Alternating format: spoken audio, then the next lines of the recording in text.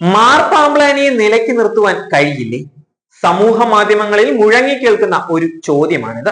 കാലിക പ്രസക്തിയുള്ള ഒരു ചോദ്യമാണ്. ആ ചോദ്യത്തിന് ഒരൊറ്റ ഉത്തരവേ ഉള്ളൂ. മണുഗുണ എന്നുള്ള ഒരു മെത്രാൻ സിനഡ് മൊത്തം രാജിവെച്ചിട്ട് പുതിയ മെത്രാൻ സിനഡ് വരണം. അപ്പോൾ ആ ചോദ്യത്തിന് ഉത്തരമാകും. കുടുംബനാഥന് മരണം സംഭവിച്ചാൽ നിശ്ചിത ദിവസങ്ങളിൽ ദുഃഖം ആചരിക്കും. അപ്പോൾ വിവാദ വിഷയങ്ങളോ മറ്റു കാര്യങ്ങളിലോ ഇടപെടില്ല. അതാണ് ഒരു അന്തസ്സ്, മാന്യത, കീഴ്വഴക്കം. നാട്ടിലൊരു ചൊല്ലുണ്ട്, അത് നിലവാരമില്ലാത്തവരെ കുറിച്ച് പറയുന്നതാണ്. എന്നാൽ അതിവിടെ പറയാതെ വയ്യ. മാർ പാമ്പ്ലാനി ജോസഫ് മെത്രാൻ ഇപ്പോൾ എറണാകുളത്ത് സൂപ്പർ മേജർ കളിക്കുന്നു. ലോകത്ത് ആദ്യമായ ഒരു പോപ്പ് ഒരു രൂപതയിലെ വൈദികരുടെ കാല് പിടിച്ച് കരഞ്ഞു പറഞ്ഞു സഭയുടെ വിശുദ്ധ കുർബാന അർപ്പിക്കുവാൻ. അത് കഴിയില്ല എന്ന് പറഞ്ഞ് അതിന് കൂട്ടുനിന്ന വിമതർക്ക് അടിയറവ് പറയാൻ മാർ പാമ്പ്ലാനി ശ്രമിക്കുകയാണ്.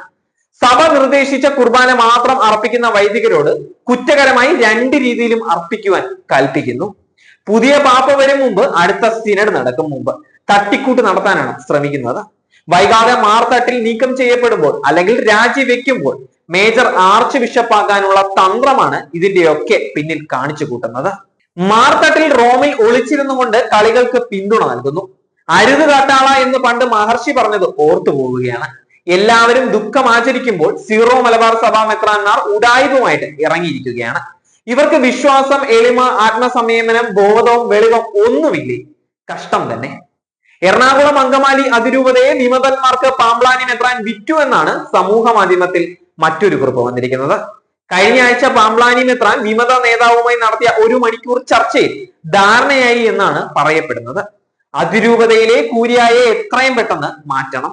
ബസിലിക്ക അഡ്മിനിസ്ട്രേറ്റർ തരിയൻ ഞാളിയത്തിനെ പുറത്താക്കും. എല്ലാ വിമത വൈദികരും ഒരു സമവായ കുർബാന ചൊല്ലും. പുറത്താക്കിയ 4 പള്ളികളിലെ അച്ഛന്മാർ പള്ളി വിട്ടു പോകും.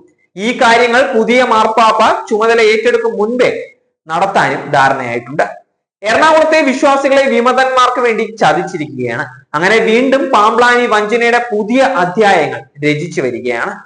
ഓറിയന്റൽ കോൺഗ്രിഗേഷനെ നോക്കുകുത്തിയാക്കി ഇതെല്ലാം നടപ്പിലാക്കാൻ മാർത്തട്ടിൽ വത്തിക്കാനിൽ കോപ്പ് കൂട്ടുന്നു. ഇതെല്ലാം ഈ പറഞ്ഞ സമയത്ത് നടന്നാൽ സ്റ്റാറ്റസ് കോ ആയി കുറച്ചുനാൾ കൂടി മുന്നോട്ട് പോകാമെന്നാണ് പദ്ധതി.